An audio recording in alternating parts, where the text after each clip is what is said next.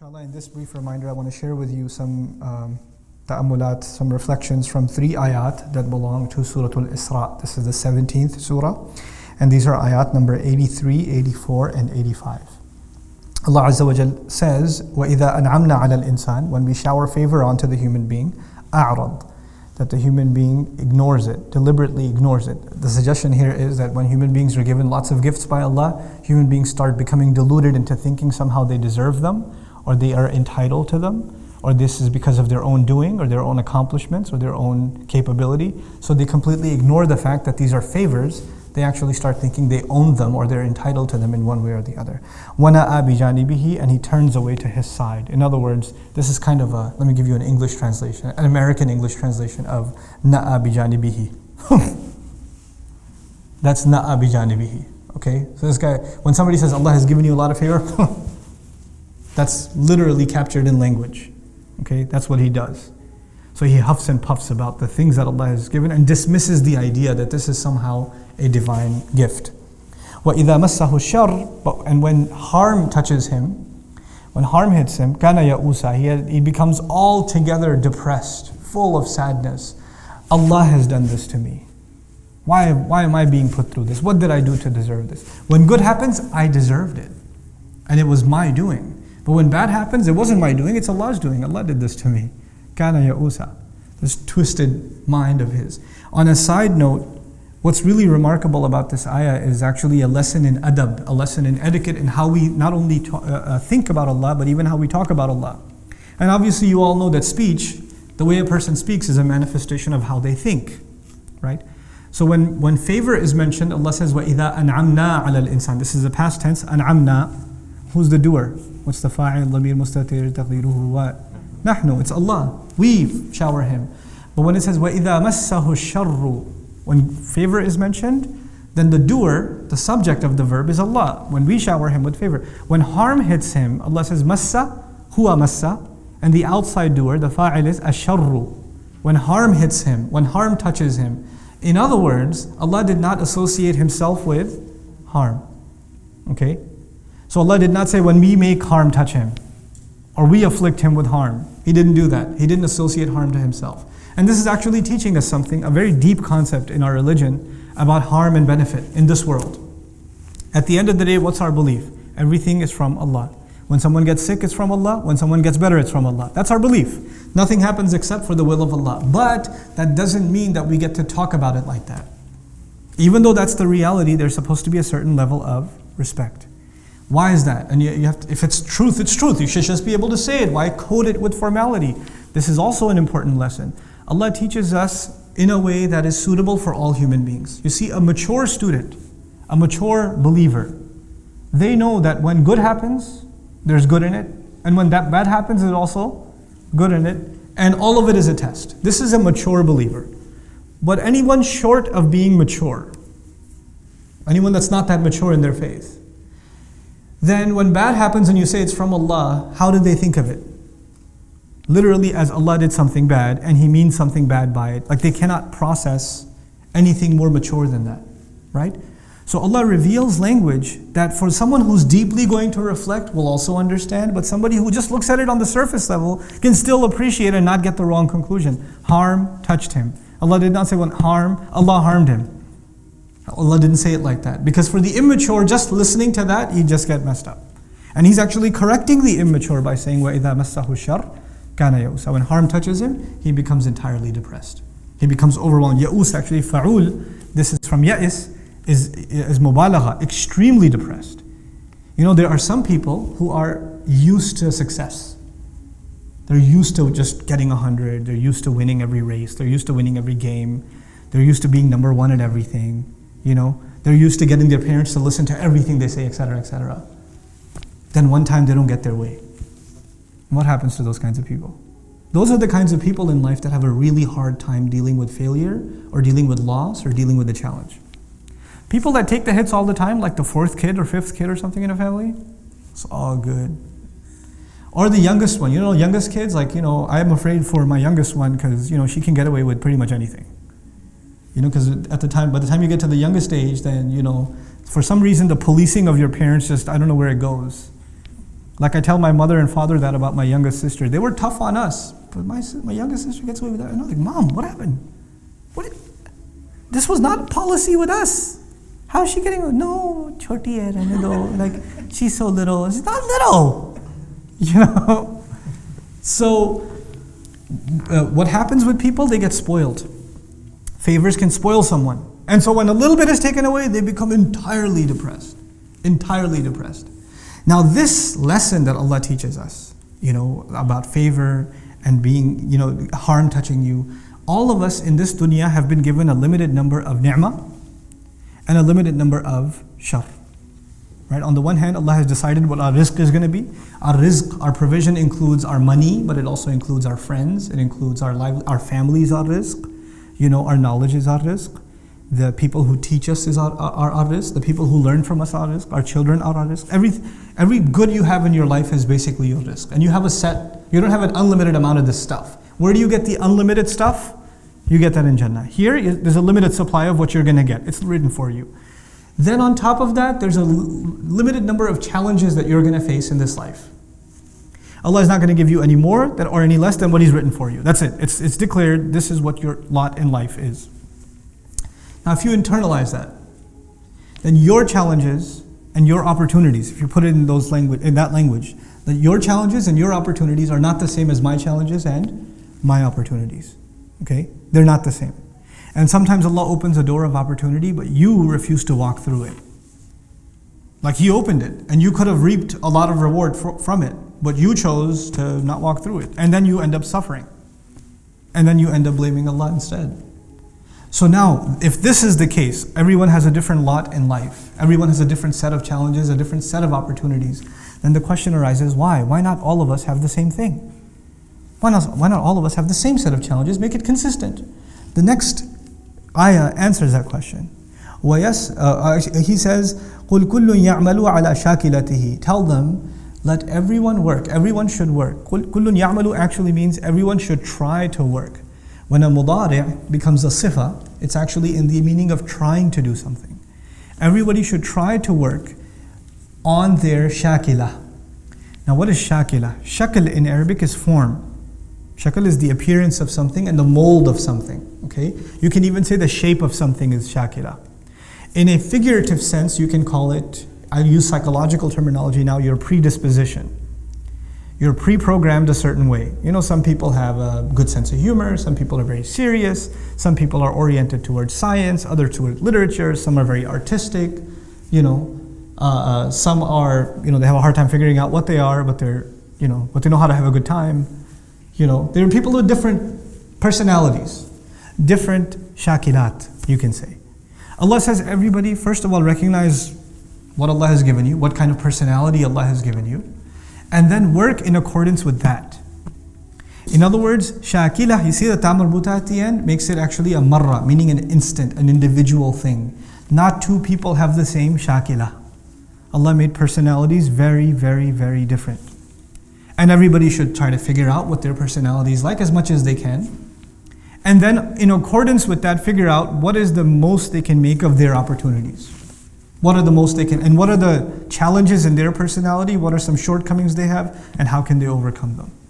This is actually a very powerful concept at the individual level, but it's so powerful that Allah in another place in the Quran even describes this at the level of nations. One of the names for nations in the Quran, وَجَعَلْنَاكُمْ شُعُوبًا وَقَبَائِلَ لِتَعَارَفُوا. Shu'uban comes from the word sha'ab or shu'bah in Old Arabic, which actually means a dent or a crack in a wall. An imperfection is a sha'b. It's an imperfection. As if to say every nation has some good qualities, but some quirks. And nations have to get to know each other so they learn from each other's strengths. Because one nation's strength is another nation's weakness, and one nation's weakness is another nation's strength. In my culture, there are some things that are really bad. I should learn from another nation. Like if I'm a Desi, our dietary habits are really bad. So maybe I should learn from another nation that has much healthier eating practices, whose 70-year-olds go jogging, where our 40-year-olds are on a cane. So maybe there's something wrong with our culture that we can learn from another culture. That's at the level of nations even.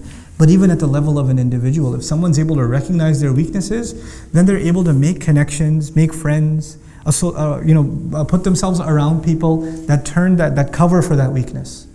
That they recognize that weakness and they cover for that weakness. You see, if you surround yourself with people that have the same weaknesses as you, they have the same problem as you. Like if you have a terrible sense of humor, you have no restrictions on your sense of humor, and you become friends with other people who also have no breaks in their sense of humor, not very good things will come out of that relationship. Maybe someone in this relationship should have what? Some sense of, okay guys, that's enough. Let's cut it out. You see what I'm saying? Somebody has to be there. But if everybody's super serious, and you're serious and all your friends are super, that's a very depressing life. You need somebody to stir things up. قُلْ كُلٌّ يَعْمَلُ عَلَى شَاكِلَتِهِ. Now in terms of deen, in terms of what Allah wants you to do with your life, everybody should, instead of complaining, or you only get happy when good things happen, and you get super depressed when bad things happen, the reality of it is, each of you will have your share of good and bad in this world, and you need to make the most of it given your personality, given your shakila. فَرَبُّكُمْ أَعْلَمُ بِمَنْ هُوَ أَهْدَى سَبِيلًا. Then your master knows who is more guided in terms of a path.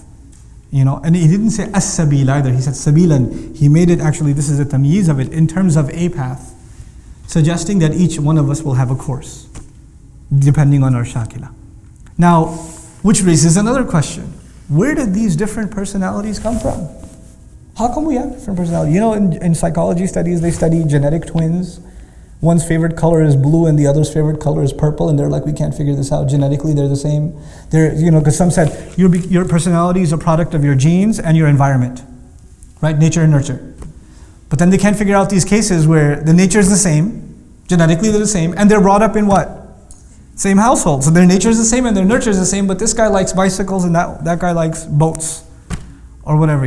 This one's into sports and that one's into chess, and they can't figure this out. Genetic twins, how can they do this? Allah Azza wa Jalla actually answers this question.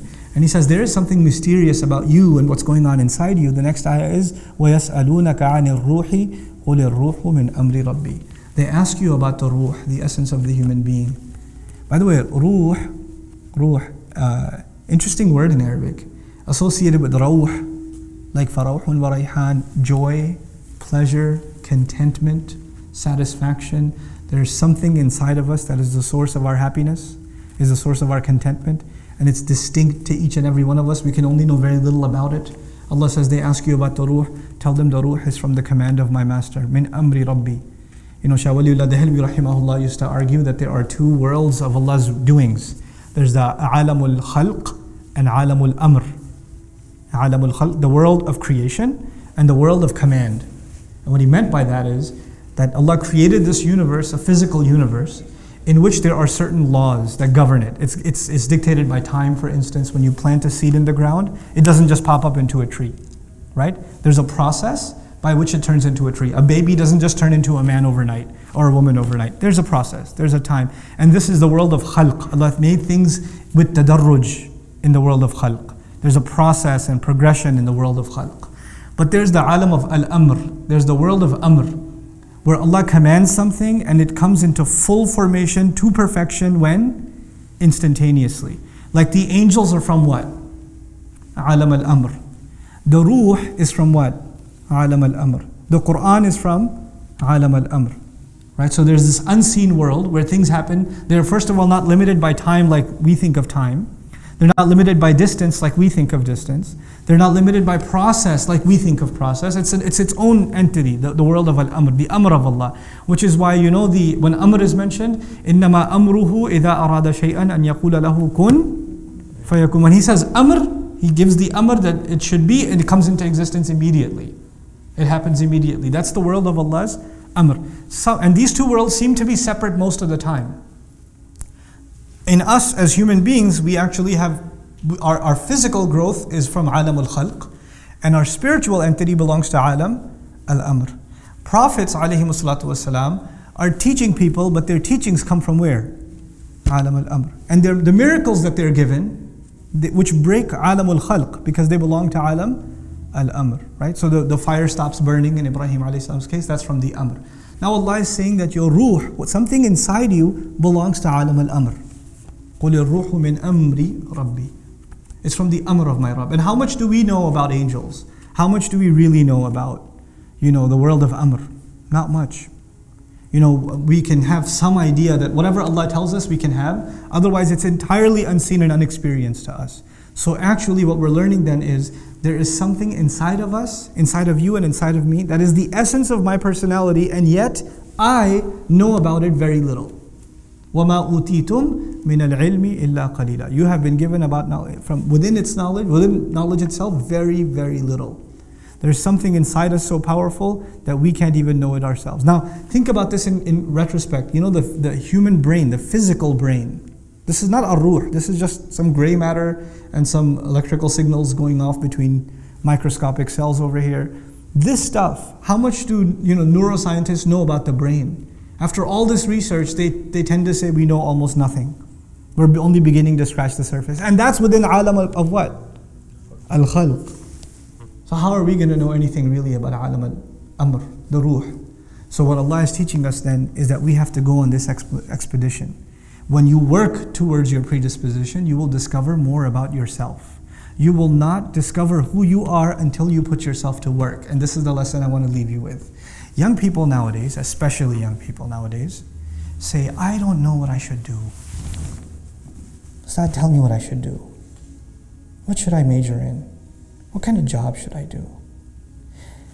And they don't do anything. And they get 30 bits of advice from someone. Then they go to someone else and get another 40 bits of advice. Then they go to someone else and get another 50 bits of advice. And they have all this advice from all these people, and they say, well, I asked 100 people and I got 100 different kinds of advice. Yes, that's because you asked 100 people and you got 100 different kinds of advice, because human beings are individuals. They're going to give you individual advice. Until you put yourself to work, you're not going to discover who you are. You're not going to know your strengths, and you're not going to know your weaknesses. Stop being afraid of work. Stop being afraid of jumping in, trying something, failing. Failure is good for you. It exposes the holes in the wall. It exposes what you need to work on. It also exposes the few things that you are good at, and maybe you should refine them even more. But that does not happen until you grind it out, until you throw yourself in the middle, in the mix. I'd like you to think of the fact that our ruh is from alam al-amr, but this life that Allah gave us here, in which we can put ourselves to work and discover ourselves, is not an unlimited life, is it? So between coming of age and sleep, and then old age where you pretty much become senile, we don't have a lot of years to figure ourselves out, to put ourselves to work. So don't be afraid to try things. Allah has given us this incredible adventure in the world. Don't be scared to try stuff. Try it. I mean, the fact that you've taken the adventure to try to learn Arabic is cool, but this is just the beginning. Try things in business. Try things in your education. Try things in, try a different kind of job. Try things. And if you live your life just afraid, I'm not sure if it's going to work or not. I'm not sure if I'm going to succeed at that or not. Those are the kinds of people that will only sit on the sidelines and not do anything in life. You have to stop being afraid of failure. You have to work on your shakila. You have to let go of that inhibition. And once you let go of it, amazing things will happen in your life. When you stop being depressed about failures. My favorite student, I've taught, Dream's been around for now 5, you guys are year number 5, it's crazy. You guys are year number 5. One of my favorite students of all time, I'm not going to name him. You know what his problem was? Allah created him not to learn Arabic. That's what I say about him. He's my favorite student. I love him to death. This guy, no matter how hard, and he studied harder than anyone else I know. Day in, day out, he's sitting in class, breaks, everybody else is playing ping pong or slapping each other. He's studying. People are taking lunch breaks. He's studying. He's buried in the notes. He's buried in review. He's always asking questions, studying. He's got piles and piles of notebooks that are filled up with his notes, and get another one and another one and another one. His hand's starting to hurt. No, I'm not going to use a laptop because that's for lazy people. I'm going to study. And he's one of my close friends. He and I used to hang out a lot before. I was like, hey, why don't you come learn some Arabic? He goes, yeah, I'll do it. And he jumps in. And then now during the year, I call him, hey, you want to go hang out, get some pizza or something? No, bro, I got to study. I'm his teacher during the day. And at night I'm telling him, hey, you want to go hang out? No, bro, I got to study. Thanks a lot. Click.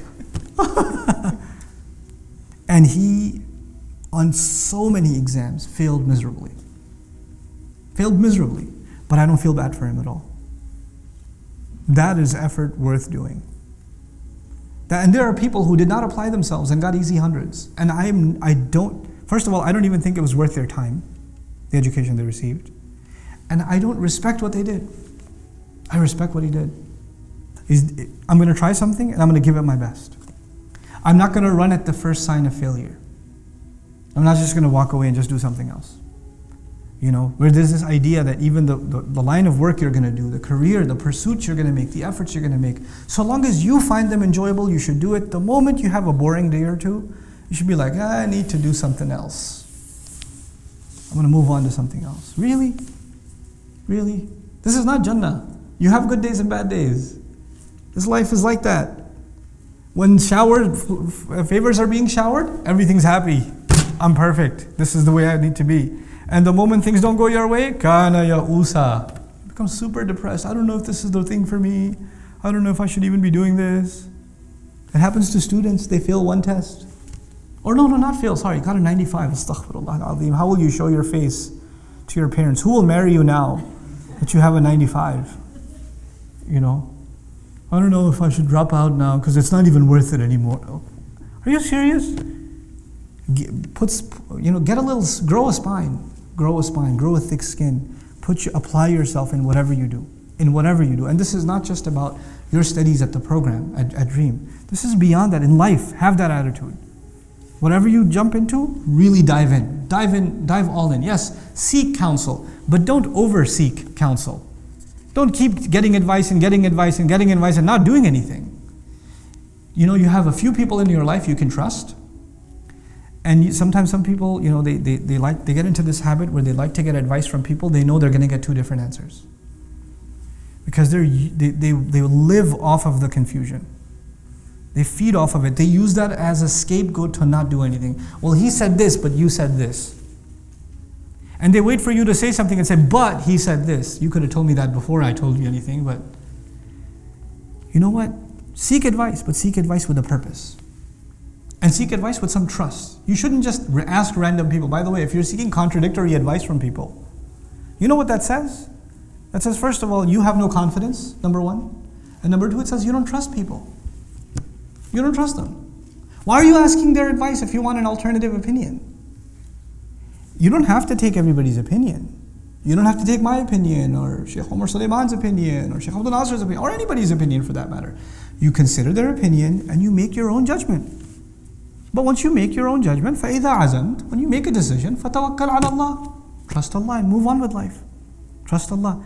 This is how you get to discover yourself. And that's actually a very important lesson in life that Muslims, all of you, have to internalize, and inshallah ta'ala, great things will come for you in life and for the benefit of others in your life if you internalize this.